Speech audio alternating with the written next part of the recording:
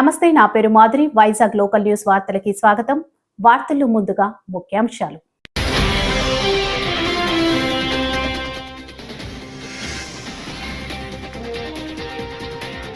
పూరి జగన్నాథుడికి ఆలయంలో కట్టుదిట్టమైన భద్రత.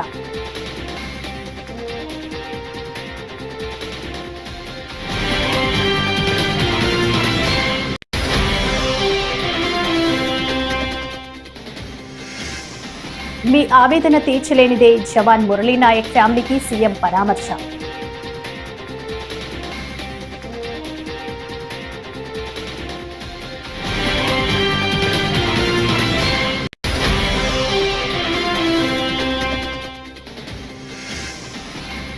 అనంతపురం జిల్లాలో హంద్రినివా కాల్వ పనులకు పరిశీలించిన సీఎం చంద్రబాబు.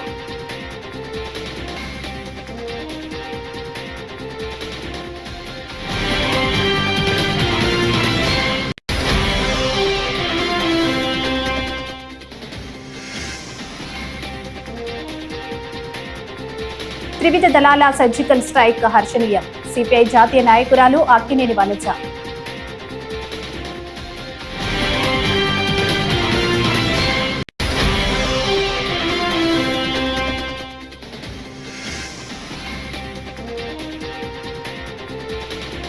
కాలం ఎప్పుడు ఇలాగే ఉండదు. చంద్రబాబు సర్కార్కు సజ్జల రామకృష్ణారెడ్డి వార్నింగ్.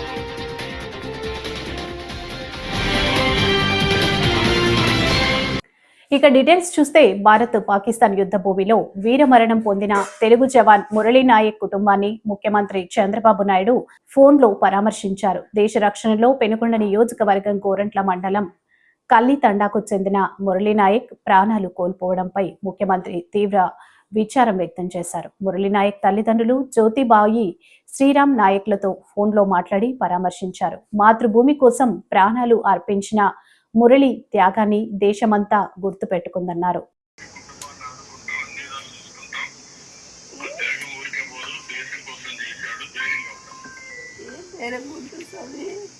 చెప్పాను సార్, అన్ని విధాలుగా ఉంటామని చెప్పాను సార్. వాళ్ళ ఫాదర్ మాట్లాడారు. వాళ్ళ ఫాదర్ సార్ నమస్తే సార్.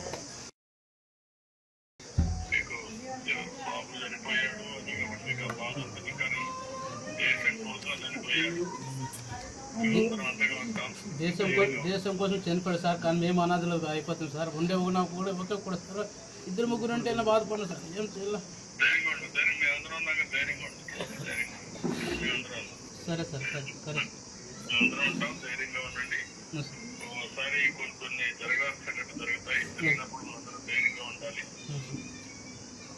దేవుడు మీతో ఉంటాడు, ధైర్యంగా ఉండి అందరం మీతో ఉంటాం. సరే మీరేం అధ్యయనం పడుతుంది, ధైర్యంగా ఉండాలి. సరే మీ త్యాగానికి ధైర్యంగా ఉండి మేము అవసరం. సరే ఏం అవసరమైనా మీరు నా దగ్గరికి రావచ్చు. ఏమ్మా మీతో రేపటి రోజు ఇక్కడికి మీ బాబాని కూడా ఇక్కడికే తీసుకొచ్చి అందరికీ ఇక్కడి నుంచే ఘనంగా ప్రభుత్వం లాంఛనాలతో చూపిస్తాం కదా. అమ్మా మేము ఎప్పుడు నీ వెంటే ఉంటాం.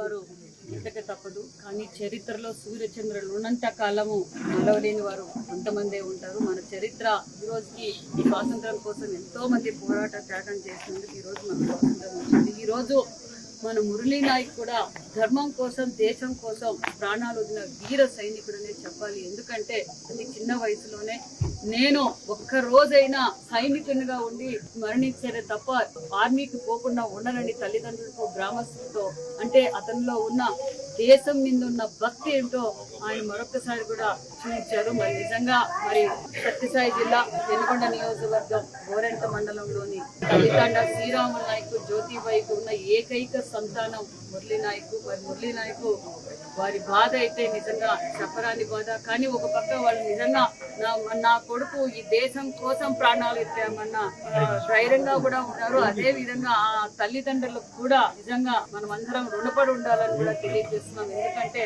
వారు చేసిన త్యాగం అంతా ఇంత కాదు. మరి ఇప్పుడు ముఖ్యమంత్రి గారు కూడా మాట్లాడి వారి తల్లిదండ్రులు పరామర్శించి వాళ్ళకి వెళ్ళలేలా కుటుంబానికి ఎప్పుడు అండగా ఉంటామని కూడా తెలియజేస్తూ, అంతేకాకుండా ఇది అందరూ స్ఫూర్తిగా తీసుకోవాలి. ఎందుకంటే దేశం కోసం ఆస్తులు, ప్రాణాలు వదలటానికి మనం అంతా సిద్ధంగా ఉండాలి.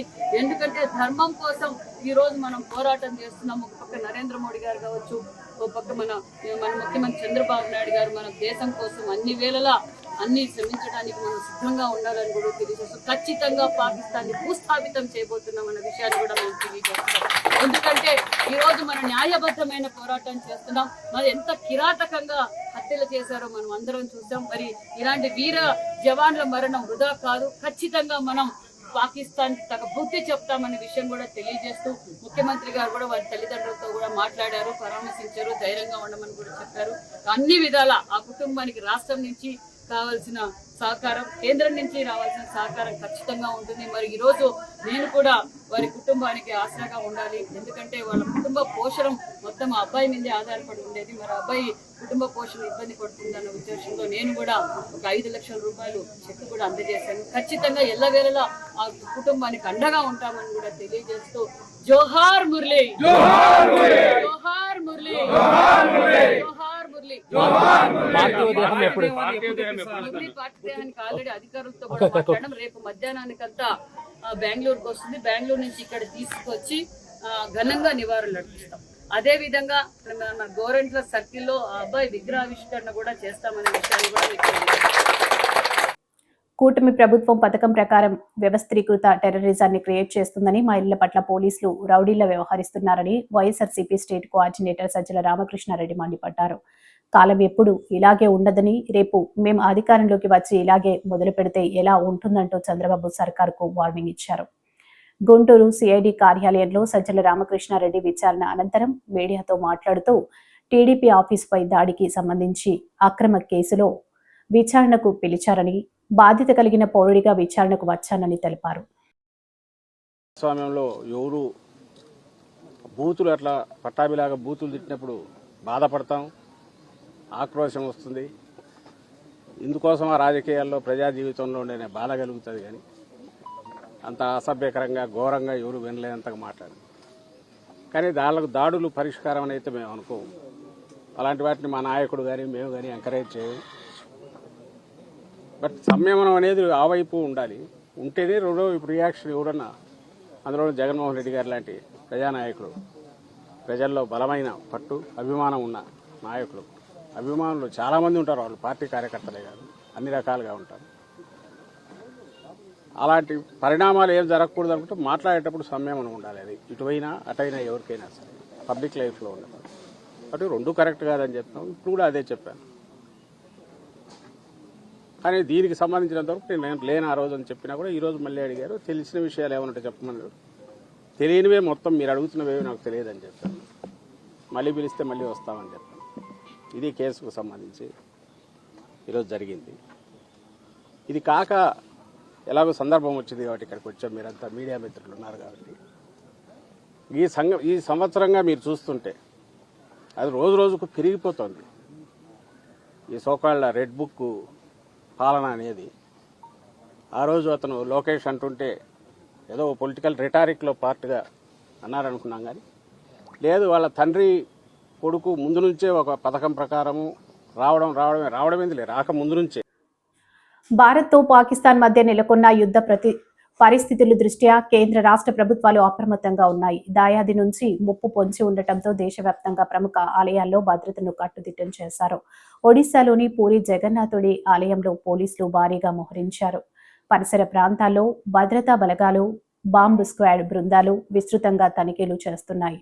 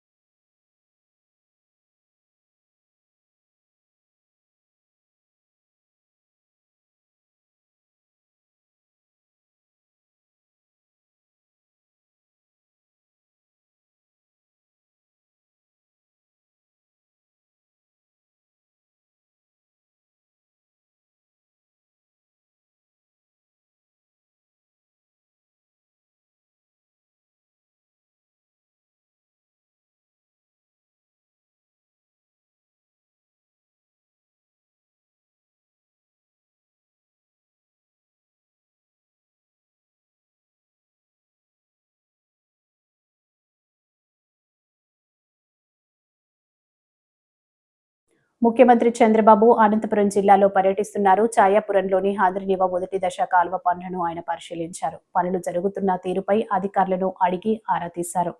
అనంతరం అక్కడ ఏర్పాటు చేసిన హాంద్రినీవా పనులు చిత్రాలను పరిశీలించారు. పనుల వివరాల గురించి అధికారులను అడిగి తెలుసుకున్నారు. సీఎం వెంట జలవనరుల శాఖ మంత్రి నిమ్మల రామానాయుడు, ఇతర అధికారులు ఉన్నారు. కర్నూలు ఓకే మీది ఇక్కడ లోకల్గా ఏ కాన్స్టిట్యూన్సీనా? అచ్చా అచ్చా ఇక్కడ రండి సార్ ఇక్కడ సార్ ఇక్కడ బెడ్ విడ్త్ 16 మీటర్స్ సార్. ఇక్కడ టోటల్గా మనకు 10 నుండి 16.5 మీటర్ వరకు వెడల్పు చేశాం సార్. ఇక్కడ మనం వెడల్పు చేసిన క్రాస్ సెక్షన్ సార్. ఇది bed width 16.5 metre sir. 1:1 slope sir. పైన 44.3 మీటర్ల స్లోప్తో పెట్టుకొని చేసుకుంటున్నాం సార్. ఇక్కడ 2 ఎల్లో ఫ్లాగ్స్ మధ్యలో టోటల్ కంప్లీట్ చేశాం సార్. అక్కడ మనకు వైట్ ఫ్లాగ్ కనిపిస్తుంది కదా సార్. ఇక్కడ నుండి ఇక్కడ దాకా పూర్వం ఉన్న 10 మీటర్లు బెడ్ విడ్త్తో మనం ఇంతకుముందు 1300 నుండి 1400 దాకా క్యూసెక్స్లకు నీళ్లు తీసుకున్నాం సార్. మనం పైన 2200 నుండి 2000 దాకా తీసుకుంటూ ఇక్కడికి తీసుకొచ్చి రాగులపాడు పంపింగ్ స్టేషన్ దాకా తెచ్చి ఇప్పుడు ఈ 16.5 మీటర్ల లెంగ్త్లో ఎంత వాటర్ పుష్ అవుతుంది సార్? ఇప్పుడు మనం 3450 క్యూసెక్స్ నీళ్ళని తీసుకుంటాం సార్. ఇప్పుడు తమరు ఇచ్చిన ఆదేశాల ప్రకారం. అవును sir. Yes sir. Head discharge 3850 sir. Yes sir. మధ్యలో 400 డ్రా చేస్తాం సార్. సో అందువల్ల ఇక్కడ 3450 వస్తుంది. Yes sir. యాక్చువల్గా అయితే ఈ 10.5తో మనం లైనింగ్ తోటి 3850 తీసుకెళ్లాలని అనుకున్నాము. లైనింగ్ బదులు వైడనింగ్ చేసి 16.5 చేసి same discharge will be taking. ఇక్కడ లైనింగ్ చేయడం లేదు సార్. ఇది వైడనింగ్ తమరు లాస్ట్ టైం రెయిన్ గన్స్ వచ్చినప్పుడు ఫస్ట్ స్టార్ట్ చేస్తే 37% అప్పుడు అయింది సార్. 5 ఏళ్లలో 1 మిల్లీమీటర్ కూడా పని చేయాల.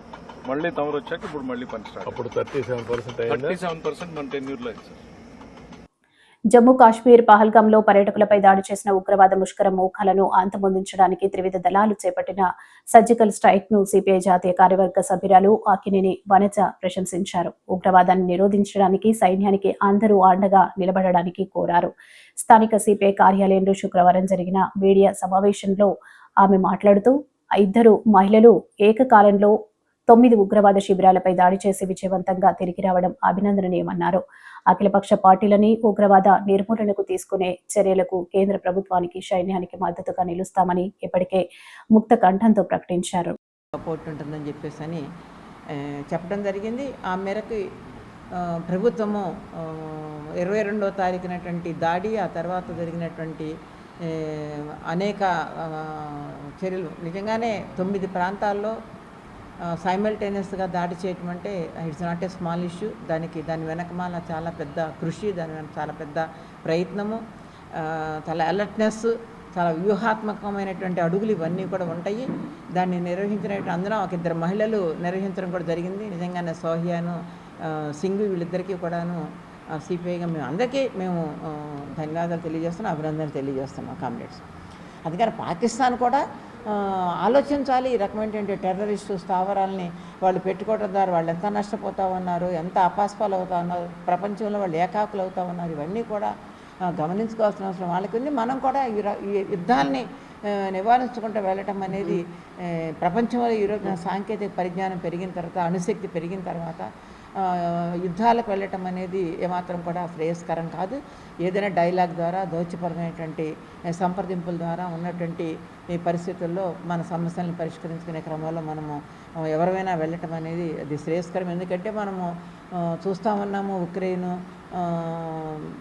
వారు ఏపీకి ఏకైక రాజధాని అమరావతినే అంటూ విభజన చట్టాన్ని సవరించాలనే ప్రతిపాదనతో మంత్రి వర్గం కేంద్రానికి మరో తీర్మానం చేసింది. మంగళగిరి నియోజకవర్గంలో నిర్వహించిన మన ఇల్లు మన లోకేష్ కార్యక్రమంపై కేబినెట్లో అమతుల్య చర్చించారు. పేదలకు శాశ్వత ఇంటి హక్కు కల్పించేలా రాష్ట్ర వ్యాప్తంగా అమలు చేయాలని సీఎం సూచించారు. ముఖ్యమైన కార్యక్రమాల్లో తలెత్తుతున్న ప్రోటోకాల్ ఇబ్బందులపైన చర్చించారు. పోలవరం బనకచెర్ల అనుసంధానంపై మంత్రివర్గంలో సుదీర్ఘ చర్చ జరిగింది. జలహారతి కార్పొరేషన్ కింద ప్రాజెక్టును ప్రధాన అంశంగా తీసుకుని త్వరితగతిన పూర్తి చేద్దామని సీఎం మంత్రులకు స్పష్టం చేశారు. ఈరోజు సుదీర్ఘంగా రాష్ట్ర ముఖ్యమంత్రి శ్రీ నారా చంద్రబాబు నాయుడు గారి అధ్యక్షతన కేబినెట్ సమావేశం జరగడం జరిగింది. దాంట్లో ముఖ్యంగా ఈ గత 5 సంవత్సరాల్లో ఆంధ్రప్రదేశ్ రాజధాని ఏది అంటే చెప్పలేని ఒక దౌర్భాగ్య పరిస్థితిలో ఉన్న విషయం అందరికీ తెలిసిందే. వాళ్ళ ఇష్టం వచ్చినట్లు 3 రాజధానులు రకరకాల పేర్లు పెట్టి ఏ రాజధాని కూడా నిజం చేయడానికి కనీస ప్రయత్నం చేయని పరిస్థితులను మనం చూసాం. తెలుగు ప్రజలందరూ కూడా, ఆంధ్రప్రదేశ్ ప్రజలందరూ కూడా మీ రాష్ట్ర రాజధాని ఏది అని ఇతర రాష్ట్రాలు గాని ఇతర దేశస్తులు గాని అడిగితే చెప్పుకోలేని దౌర్భాగ్య పరిస్థితి మనందరం కూడా చూసాం. భవిష్యత్తులో ఎప్పుడు కూడా ఇటువంటి పరిస్థితి తలెత్తకూడదనే ఉద్దేశంతో ఈ రాష్ట్ర రాజధానికి గర్వించదగ్గ రాజధానిని నిర్మించాలనే ఆలోచన ప్రీతం ముఖ్యమంత్రి గారు చేస్తున్న విషయం అందరికీ తెలిసిందే. ఒకసారి రాష్ట్ర విభజన చట్టం 2014 చూసినట్లయితే దాంట్లో సెక్షన్ 2, సెక్షన్ 5 ప్రకారం ఏంటంటే నిర్దేశింపబడిన కాల పరిమితి వరకు హైదరాబాద్ ఉమ్మడి రాష్ట్ర రాజధానిగా ఉంటుంది. నిర్దేశింపబడిన సమయం తర్వాత హైదరాబాద్ తెలంగాణ రాష్ట్రానికి రాజధానిగా, కొత్తగా నిర్ణయించబడే రాజధాని అమరావతి ఆంధ్రప్రదేశ్ కు ఉంటుందని చెప్పేసి ఆ చట్టంలో పేర్కొనబడింది. అంటే రాజధాని పేరు ఎక్కడ కూడా తెలుపుకోకుండా ఈ రోజు దాన్ని అమెండ్మెంట్ చేయమని చెప్పేసి రిక్వెస్ట్ చేస్తూ తెలంగాణ రాష్ట్రానికి హైదరాబాదు, అమరావతి విభజిత ఆంధ్రప్రదేశ్ కు రాజధానిగా అమెండ్ చేయాలని చెప్పేసి ఈ రోజు ఏదైతే ప్రపోజల్ వచ్చిందో, ప్రభుత్వ వైఫల్యాలను ఎండగడుతున్న సాక్షి పత్రికపై చంద్రబాబు దుర్మార్గంగా కక్ష సాధింపు చర్యలకు పాల్పడుతున్నారని వైఎస్ఆర్సీపీ అధికార ప్రతినిధి పుత్త శివశంకర్ రెడ్డి మండిపడ్డారు. తాడేపల్లి వైఎస్ఆర్సీపీ కేంద్ర కార్యాలయంలో మీడియాతో మాట్లాడుతూ సాక్షి ఎడిటర్ నివాసంలో ఎటువంటి సెర్చ్ వారెంట్ లేకుండానే సోదాలు నిర్వహించడం చంద్రబాబు అధికార దుర్వినియోగంకు పరాకాష్ఠగా నిలుస్తుందన్నారు. ఆ లిక్కర్ స్కామ్లను పచ్చి అబద్ధాలుగా, ఆ ఆరోపణలుగా అబద్ధాలుగా చేస్తూ వండి వారించి కథనాలుగా రాస్తూ రోజుకొకరిని టార్గెట్ చేస్తూ ఏ విధంగా కక్ష సాధింపు చర్యలు చేస్తున్నారో మనం చూసాము. ఇవాళ అధికారంలో ఉన్నాడు కాబట్టి, కేంద్ర ప్రభుత్వంలో భాగస్వామి కాబట్టి ఇవన్నీ కూడాను అతను కొన్నాళ్ల పాటు చేయగలుగుతాడు. కొన్నాళ్ల పాటు ఆ ఆటలు అనేటువంటిది చెల్లుతాయి. కానీ కాలం ఎప్పుడు ఒకేలా ఉండదు కదబ్బా. ఎప్పుడైనా గుర్తుపట్టుకోవాల్సింది ఏంటంటే అమావాస్య చీకటి రోజులు ఎలా ఉంటాయో వెలుగు కూడా అలానే ఉంటుంది. ఇటువంటి పరిస్థితుల్లో పూర్తి ఈ యొక్క అధికారులంతా కూడాను ఒక సీఎం గారికి ముఖ్యమంత్రి కార్యదర్శిగా చేసినటువంటి ఒక ఐఏఎస్ ప్రభుత్వ ఉద్యోగి మీద, అదేవిధంగా ముఖ్యమంత్రి గారు ఓఎస్డీగా పనిచేసినటువంటి నిజాయితీ గల వ్యక్తి, నీతి నిజాయితీ గల వ్యక్తి ఆ ఓఎస్డీ గారు కృష్ణమోహన్ రెడ్డి గారి మీద వీళ్ళ యొక్క చర్యలు ఏ విధంగా చేస్తూ ఉన్నారో, అక్రమంగా కేసుల్లో ఇరికిచ్చేసి వాళ్ళ మీద ఏ విధంగా. ఆపరేషన్ సింధూర్ విజయంపై అఖిలపక్ష భేటీలో అన్ని పార్టీలు భారత సైన్యాన్ని ప్రశంసించాయని టీడీపీ ఎంపీ లావు శ్రీకృష్ణదేవరాయలు తెలిపారు. రాజకీయాలు పక్కన పెట్టి అన్ని పార్టీలు సైన్యానికి మద్దతుగా ఉండాలని నిర్ణయించడం జరిగిందన్నారు. ఆర్థిక పరంగా పాకిస్తాన్పై ఎటువంటి ఆంక్షలు విధించాలో ఆలోచించాలని కేంద్రాన్ని కోరామన్నారు. ఉగ్రవాదాన్ని తుదముట్టించేందుకు తీసుకుంటున్న చర్యలకు టీడీపీ మద్దతు ఉంటుందని అఖిలపక్ష భేటీలో చెప్పామన్నారు. అన్ని పార్టీలు కూడా ఆపరేషన్ సింధూర్ సక్సెస్ పైన మన ఆర్మడ్ ఫోర్సెస్ని ప్రశంసించడం జరిగింది. అలాగే మనం ఇంటెలిజెన్స్ అయితే కానీ మన ప్రెసిషన్తో ఏ విధంగా అయితే టార్గెట్స్ని ఎన్నుకోవడం జరిగిందో, ఎటువంటి సివిల్ టార్గెట్స్ని కూడా ఇబ్బంది పెట్టకుండా కేవలం సివిల్ కానీ మిలిటరీ బేసెస్ కానీ పక్కకు పెట్టి కేవలం ఏదైతే టెర్రరిస్ట్ స్థావరాలు ఉన్నాయో తొమ్మిదిని కూడా టార్గెట్ చేయడం జరిగింది. దానిపైన ఈరోజు అఖిల పక్ష సమావేశం కూడా జరిగింది. అన్ని పార్టీస్ కూడా దానికి మద్దతు ప్రకటించాయి. ఆర్మ్డ్ ఫోర్సెస్ సక్సెస్ని అందరూ కూడా ప్రశంసించడం జరిగింది. అయితే దీంట్లో ప్రతి ఒక్కరూ కూడా లేవనెత్తింది, గుర్తు చేసింది ఏమిటంటే, మొదటిది ఏ విధంగా పాకిస్తాన్లో ఈ అటాక్స్ అయిన తర్వాత ఏ విధంగా వారు స్పందించారు అనేది ఒకటి అందరూ కూడా ఒకసారి గుర్తు చేయడం జరిగింది. ఏ విధంగా మిలిటరీ పీపుల్ పాకిస్తాన్లో కొంతమంది టెర్రరిస్టులు చనిపోతే వారి ఫ్యూనరల్కి కూడా వెళ్ళడం జరిగింది. ఆ ఫ్యూనరల్లో కూడా ఖననం చేసేటప్పుడు కూడా అక్కడ కూడా మిలిటరీ ఉన్న దగ్గరే పక్కన టెర్రరిస్టులు కొంతమంది వచ్చిన ఫోటోల్లో కూడా అందరికీ కూడా కనిపిస్తూ ఉన్నాయి. అది పాకిస్తాన్ పరిస్థితి. కాబట్టి దీన్ని ఇక్కడితో వదిలేయటం కాదు, మనం మన ఆర్మ్డ్ ఫోర్సెస్కి అన్ని విధాలుగా కూడా సపోర్ట్గా నిలబడదాం. ఈ సమయంలో వారికి అన్ని విధాలుగా కూడా ఈ పాలిటిక్స్ అనేది పక్కన పెట్టి కేవలం అందరం భారతీయులుగా వారికి వెన్నుదన్నుగా ఉండాలని చెప్పి ఈరోజు నిర్ణయించడం జరిగింది. అంతేకాకుండా పాకిస్తాన్ పైన మిగతా దేశాలతో, మిత్ర దేశాలతో, అగ్రదేశాలతో కూడా మాట్లాడి వారిపైన ప్రెషర్ తీసుకొచ్చే విధంగా కూడా చేయాలని చెప్పి అందరూ కూడా కేంద్ర ప్రభుత్వానికి కోరటం జరిగింది.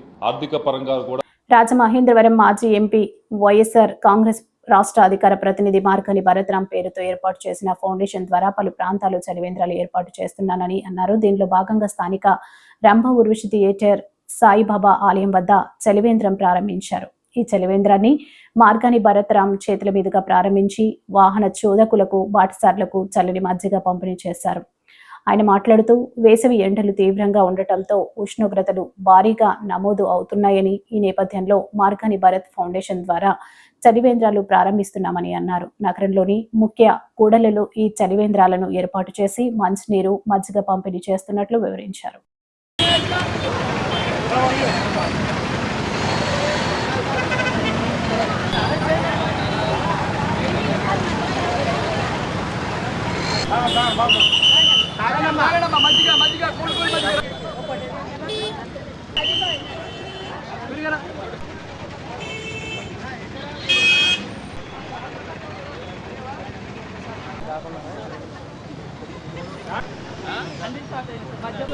రాజమహేంద్రవరంలో ప్రధాన కూడల్లో, మెయిన్ సెంటర్స్లో ప్రతి చోట కూడా చలివేంద్రాలు ఏర్పాటు చేయడం జరుగుతూ ఉంది. మార్నింగ్ 10 నుంచి 12 దాకా మజ్జిగ, చల్లటి మజ్జిగ మినరల్ వాటర్తో చేయించి ప్రతి సెంటర్లో కూడా ఇచ్చే కార్యక్రమం చేస్తున్నాము. గడిచిన 3-4 రోజుల నుంచి కూడా చూస్తే నిన్న గవర్నమెంట్ హాస్పిటల్ దగ్గర, ఈ రోజునేమో మనకి సోవాలమ్మ సెంటర్ రంభావరసి థియేటర్కి ఎదురుగుండా వెజిటబుల్ మార్కెట్, అదేవిధంగా గోకవరం బస్ స్టాండ్ దగ్గర, మరి చూస్తే ఆజాద్ చౌక్ దగ్గర, ఇట్లాగ అన్ని ప్రాంతాల్లో కూడా పెట్టాము. రేపు రైల్వే స్టేషన్ దగ్గర, ఆర్టీసీ కాంప్లెక్స్ దగ్గర, మోరంపూడి సెంటర్, క్వారీ ఏరియాల్లో కూడా ఈ మజ్జిగ కేంద్రాలు పెట్టి ఉదయం 10 నుంచి 12 దాకా మజ్జిగ పెట్టి దాని తర్వాత నుంచి వాటర్ ఇచ్చే కార్యక్రమం చేస్తూ ఉన్నాము. ఇవన్నీ కూడా మార్గాని భరత్ ఫౌండేషన్ పేరు మీదన. కేంద్ర ప్రభుత్వం చేపట్టిన ఆపరేషన్ సింధూర్ నేపథ్యంలో జిల్లాలో ఎటువంటి పరిస్థితులు తలెత్తినా ఎదుర్కోవడానికి అందరూ సిద్ధంగా ఉండామని కొవ్వూరు ఆర్డీఓ రాణి సుష్మిత తెలిపారు. జిల్లా కలెక్టర్ ఆదేశాల మేరకు కొవ్వూరులో మాక్ డ్రిల్ నిర్వహించి ప్రజలకు పలు అంశాలపై వివరించారు. ఆమె మీడియాతో మాట్లాడుతూ ప్రమాదకరమైన పరిస్థితులు ఏర్పడినప్పుడు ఎలా రక్షించుకోవాలి, ఎలా భద్రత పొందాలి అన్న వివరించడానికి ఈ మాక్ డ్రిల్ నిర్వహించినట్టు తెలిపారు. ప్రభుత్వం ప్రస్తుతం దేశంలో ఉన్న పరిస్థితుల నేపథ్యంలో ఎటువంటి ఉపద్రవం తలెత్తినా ధైర్యంగా ఎదుర్కోవడంతో పాటు అన్ని ప్రభుత్వ శాఖల అధికారులు సమన్వయంతో వ్యవహరించి ప్రజల ప్రాణాలను, ఆస్తులను రక్షించడానికి సంసిద్ధం కావాలని సూచించారు. నమస్కారం అండి. ఈరోజు మన కొవ్వూరులో మన జిల్లా కలెక్టర్ గారి ఆదేశాల మేరకు ఆపరేషన్ సింధూర్లో భాగంగా సివిల్ డిఫెన్స్ అనేది ఒకవేళ ఏదైనా ఫ్యూచర్లో ఏదైనా స్ట్రైక్ జరిగితే ఒకవేళ ఎలా సన్నద్ధత సాధించాలి అనేది సివిల్ డిఫెన్స్ ఎక్సర్సైజ్ ఒకటి మాక్ డ్రిల్ చేయడం జరిగింది. మాక్ డ్రిల్లో భాగంగా రకరకాల డిపార్ట్మెంట్ల coordination, especially fire and medical and police and revenue and municipal and ఇతరత్ర డిపార్ట్మెంట్లు అందరూ కూడా ఏ విధంగా సన్నద్ధతను ఏర్పాటు చేసుకుంటున్నాయి, ఒక సివిలియన్ తను తాను ఎలా ప్రొటెక్ట్ చేసుకోగలుగుతారు, ఎలా ఫస్ట్ ఎయిడ్ ఇచ్చుకోగలుగుతారు, and at the same time command control room ఒకటి ఏర్పాటు చేయడం జరిగింది. ఈరోజు ఆ కమాండ్ కంట్రోల్ రూమ్ కూడా కాల్స్ వస్తే ఏ విధంగా రిసీవ్ చేసుకుని వాళ్ళని ఎవరికి డైరెక్ట్ చేయాలి అనే డైరెక్షన్స్ కూడా మనము కొవ్వూరు డివిజనల్ ఆఫీస్లో ఇవ్వడం జరిగింది. అండ్ అంతేకాకుండా ఈరోజు చక్కగా మన ఫైర్ డిపార్ట్మెంట్ సభ్యులందరూ కూడా ఫైర్ అండ్ పోలీస్ కలిపి ఒక డ్రిల్ ఎక్సర్సైజ్ అయితే పొట్ట వైపు ఏదైనా ఇంజురీ తగిలితే, నడుము వైపు ఏదైనా ఇంజురీ తగిలితే, అండ్ అలా కాకుండా తలకి ఇంజురీ అయితే, అంతేకాకుండా ఎంటైర్ కొలాప్స్ అయిపోయి భూమి మీద ఉంటే ఎలా వాళ్ళని సివిలియన్స్ రక్షించగలుగుతారు అనే అంశాల మీద ఒక చిన్న మాక్ డ్రిల్ నిర్వహించడం జరిగింది. అంతేకాకుండా సైరన్ అలర్ట్కి ప్రజలు ఎలా రెస్పాన్స్ అవ్వాలి అనే ఒక చిన్న అంశాన్ని కూడా ప్రజలందరికీ అవగాహన కల్పించడం జరిగింది. ఇంతటితో ఆగకుండా మనము ఎంటైర్ డివిజన్లో ఏ మెడికల్ సన్నద్ధత ఉన్నది అనే ఒక అంశం మీద ఒక చిన్న మీటింగ్ పెట్టుకోవడం జరిగింది. మనకి ఉన్న 26 డివిజన్లో ఉన్న 26 హాస్పిటల్స్, 48 డాక్టర్స్, 150 నర్సెస్, మనకి 52. ఎటువంటి ముందస్తు సమాచారం లేకుండా విజయవాడలో సాక్షి ఎడిటర్ ధనంజయ రెడ్డి ఇంట్లో పోలీసులు అక్రమంగా సోదాలు నిర్వహించడం సరికాదని అల్లూరు జిల్లా ముంచంగిపుట్టు ప్రెస్ క్లబ్ సభ్యులు ఖండించారు. శుక్రవారం స్థానిక అంబేద్కర్ విగ్రహం వద్ద నల్ల బ్యాడ్జీలు ధరించి నిరసన వ్యక్తం చేశారు. అనంతరం తహసీల్దార్కి వినతి పత్రాన్ని సమర్పించారు. ఈ సందర్భంగా ప్రెస్ క్లబ్ సభ్యుడు రెయ్యల నాగభూషణ్ మాట్లాడుతూ పత్రికా రంగంలో నేడు బ్లాక్ డే అని, ఎటువంటి ముందస్తు సమాచారం లేకుండా సాక్షి ఎడిటర్ ధనంజయ రెడ్డి ఇంట్లో అక్రమంగా సోదాలు నిర్వహించడం ప్రభుత్వ కుట్రలో భాగమేనని అన్నారు.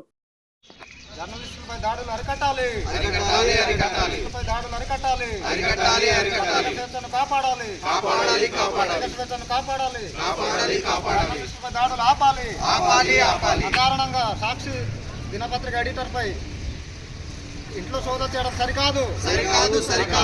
ఇంట్లో సోదాలు చేయడం సరికాదు. మరి నిన్న విజయవాడలో జరిగినటువంటి సాక్షి ఎడిటర్, ప్రముఖ దినపత్రిక సాక్షి ఎడిటర్కు మరి ఎటువంటి నోటీసులు ఇవ్వకుండా, సెర్చ్ నోటీస్ ఇవ్వకుండా అకారణంగా ఇంట్లో వెళ్ళి సోదాలు చేయడం పోలీసుల తీరు చాలా బాధాకరం. మరి దానికి నిరసనగా ఈరోజు ముంచింగిపుట్టు మండల కేంద్రంలో మరి ప్రింట్ అండ్ ఎలక్ట్రానిక్ మీడియా మిత్రులందరూ కూడా ఈరోజు అంబేద్కర్ పార్కు నందు అంబేద్కర్ విగ్రహం ఎదుట మేము ఒక బ్లాక్ డేగా ప్రకటిస్తూ ఈరోజు నిరసన కార్యక్రమం చేపట్టడం జరుగుతుంది. మరి ఇదే సందర్భంలో మరి తహసీల్దార్ కార్యాలయానికి వెళ్ళి వినతి పత్రం కూడా సమర్పించడం జరిగింది. మరి ఈరోజు ఎటువంటి మరి ప్రజాస్వామ్యంలో ఒక ఫోర్త్ ఎస్టేట్గా ఉన్నటువంటి మీడియాపై, అలాగే మరి అన్ని విధాలుగా ప్రజలకు ప్రభుత్వానికి మధ్య వారధిగా ఉంటూ ఈరోజు ప్రజా సమస్యల మీద, ప్రభుత్వాలు చేసే తప్పిదాల మీద మనం పత్రికల్లో ప్రచురిస్తూ ఉంటే మరి అటువంటి మీడియా పైన ఈరోజు అకారణంగా సోదాలు చేసి చాలా ఇబ్బందులకు గురి చేయడం జరుగుతుంది.